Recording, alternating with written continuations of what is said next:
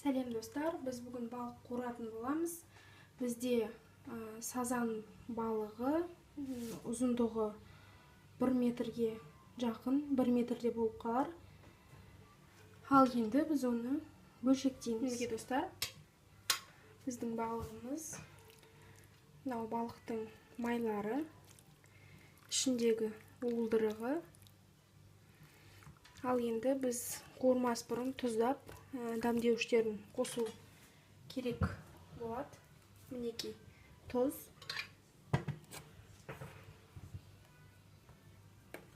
бір ас қасық толтырып тұздың сеуіп шығамыз.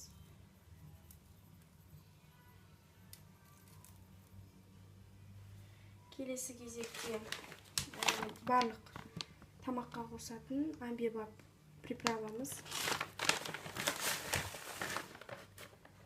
Мінекей бір ас қасық толтырмай. Одан кейін мускатный орех деп жазып қойған, ішінде аз. Сол үшін біз бұл жаңғақты ішін жыртып тастадық. Ішінде аз болғандықтан барлығын себе саламыз. Келесі кезекте арнайы балыққа арналған біздің приправамыз.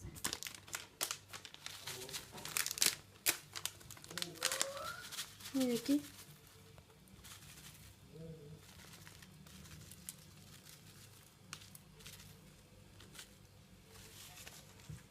Осы жеткілікті.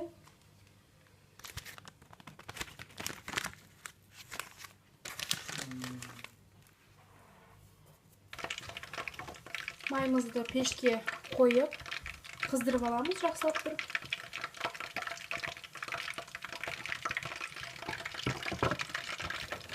Біз оның арасына тұз еш нәрсе қоспадық, себебі балықтың тұзы сәл көптеу. Сол себепті жай ғана оның орнына панировочный сухари деп айтамыз, соны да қолдансаңыздар болады. Оны өздеріңіз білесіздер.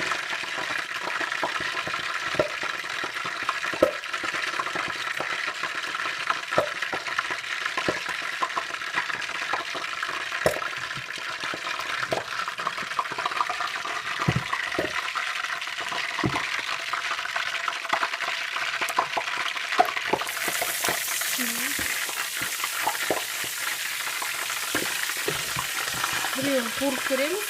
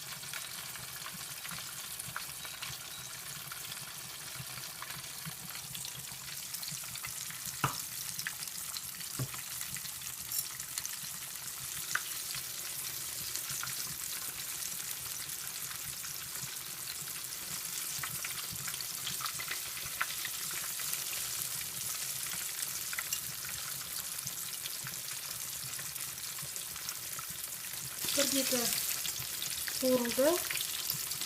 Келесі бетін аударып қойды. Әбден қуырылды. Енді пештен ала берсек болады.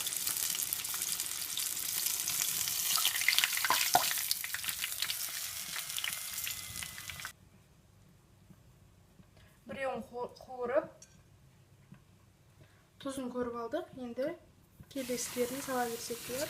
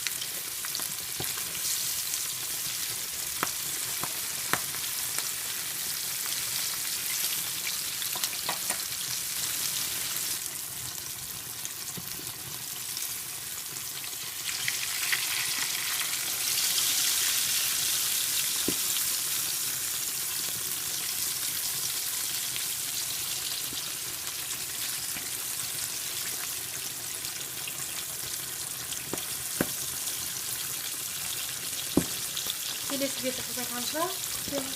Мінекей достар, балығымыз дайын. Жақсылап тұрып қып-қызыл етіп қуырды. Астарыңыз дәмді болсын. Видео көргендеріңізге рахмет.